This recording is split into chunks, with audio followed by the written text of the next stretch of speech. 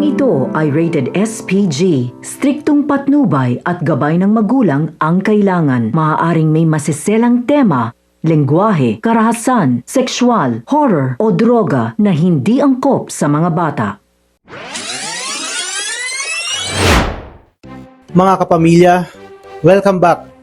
At narito ang mga dapat nating abangan sa FPJ's Batang Quiapo. Palpak ang naging operasyon ni Colonel Romero dahil hindi sila nagtagumpay na mapatahimik si Fatima.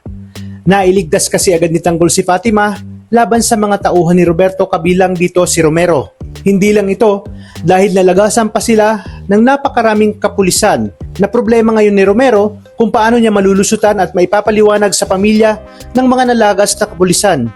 Sa kanyang pagbalik ng presinto ay mapapansin ni Rigor na tila mainit ang ulo ni Romero.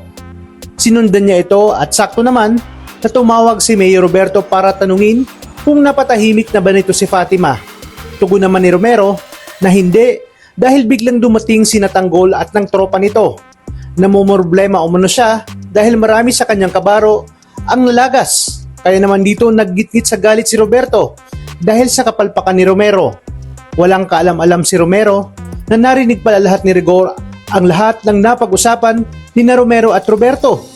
Kaya dito tuluyan niya nang napagtanto na talagang totoo ang sinasabi ni Fatima at si Miguelito ang pumatay sa kanyang anak na si David dahil wala naman umanong rason na ipapatay ni Roberto si Fatima kung wala itong malalim na dahilan.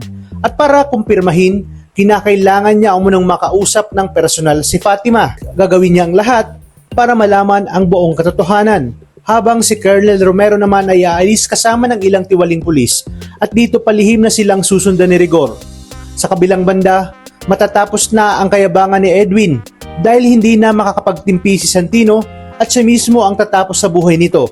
Siniguro ni Santino na hindi na mabubuhay si Edwin. Kaya dito kakabahan na si Lucio dahil batid niya na nakuha na ni Santino ang husay at tapang ni Tanggol pagdating sa pakikipaglaban. Kaya hindi umanong malayong mangyari na resbakan sila ni Santino dahil sa ginawa nito sa kanya. Kaya naman mga kapamilya, tuloy-tuloy ang pagsubaybay dito lang sa nangungunang serye sa Primetime. Maraming salamat sa inyong panonood at pagpalain tayong lahat. Kapamilya.